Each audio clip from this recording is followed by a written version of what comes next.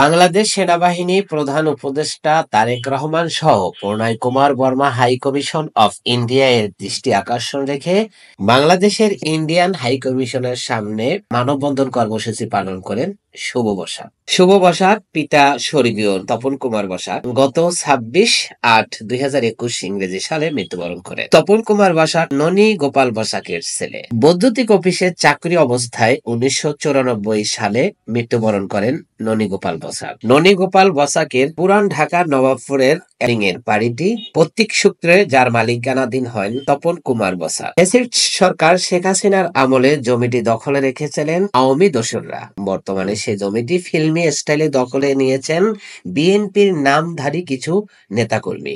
মানববন্ধন কর্মসূচিতে তাদের নাম উল্লেখ করে শুভ বসাক বলেন, আমি শুভ বসাক স্বর্গীয় পিতা তপন কুমার বসাকের ছেলে। নবপুর 221-222 হোল্ডিং নাম্বারের সম্পত্তি আমাদের পৈতৃক সম্পত্তি। আমি ওয়ারিশ সূত্রে এই সম্পত্তির মালিক হই। গত 5ই আগস্ট হাসিনা ফ্যাসিস্ট সরকারের আমলে সরকারের পতনের পর আমার নির্মাণাধীন বসতবাড়িতে কিছু চিহ্নিত সন্ত্রাসী সেই এলাকার আমার কাছে এসে চাঁদা দাবি করে। তারা আমাদের কাছে 5 কোটি টাকা চাঁদা দাবি করে। সেই চাঁদা না দেওয়ায় তারা আমাদেরকে হুমকি ধমকি দেয় এবং সেই বসতবাড়ির থেকে বের হয়ে যেতে বলে।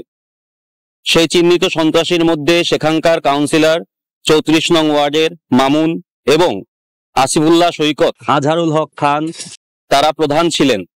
তারা সেখান থেকে আমাকে মারধর করে বের করে দেয় এবং আমাদের সেই বাড়ির পিয়ন এবং কেয়ারটেকার ছিল তাদেরকেও মারধর করে সেখান থেকে বের করে।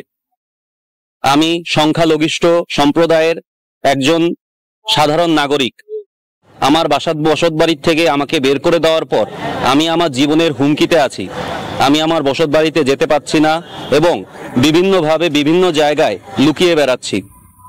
তাই মহামান্য উপদেষ্টা বিএনপি চেয়ারপারসন তারেক রহমান এবং বেগম খালেদা জিয়ার কাছে আমার একান্ত নিবেদন যে আমাকে আমার সম্পত্তি ফিরিয়ে দেওয়া হোক। আমরা গত 5ই আগস্টের পর যখন সরকার পতন হয়ে যায় এরপরও আমরা সেই সম্পত্তিতে আর ধারের কাছেও যেতে পারছি না। সংখ্যালঘিষ্ঠ সম্প্রদায় হওয়ায় প্রশাসন আমাদেরকে কোনোভাবেই সাহায্য সহযোগিতা করছে না। তাই আমাদেরকে আমাদের সম্পদ ফিরিয়ে দেওয়া হোক। আমি আকুল আবেদন করছি বিএনপি চেয়ারপারসন তারেক রহমান এবং বেগম খালেদা জিয়ার কাছে যাতে আমার সম্পত্তি আমাকে ফিরিয়ে দেওয়া হোক।